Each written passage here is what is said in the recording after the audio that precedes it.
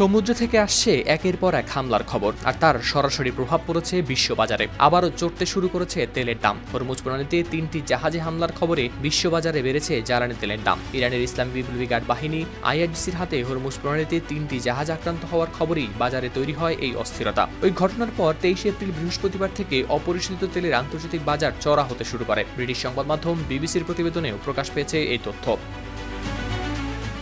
এর জেরে আন্তর্জাতিক বাজারে ব্রেন্ট ক্রুডের দাম বেড়ে প্রতি ব্যারেল প্রায় $103 কাছাকাছি পৌঁছেছে। একই সময়ে যুক্তরাষ্ট্রের বাজারেও তেলের দাম ছাড়িয়েছে $94। বাজার বিশ্লেষকদের মতে এই মূল্য বৃদ্ধির পেছনে একাধিক কারণ কাজ করছে। গেল মঙ্গলবার মার্কিন প্রেসিডেন্ট ডোনাল্ড ট্রাম্প ইরানের সঙ্গে চুক্তির স্বার্থে যুদ্ধবিরতির মেয়াদ বাড়ানোর ঘোষণা দেওয়ার পর থেকেই তেলের দাম বাড়তে শুরু করেছিল। সর্বশেষ 3টি জাহাজে হামলা চালিয়ে 2টি জব্দের ঘটনা নতুন করে হাওয়া দিয়েছে সেই পালে। সব মিলিয়ে হরমুজ প্রণালীর উত্তেজনা যতই বাড়ছে ততই প্রভাব পড়ছে বৈশ্বিক জ্বালানি বাজারে, আর সেই প্রভাব এখন স্পষ্ট হচ্ছে তেলের দামে। হাওলাদার শামীম, RTV।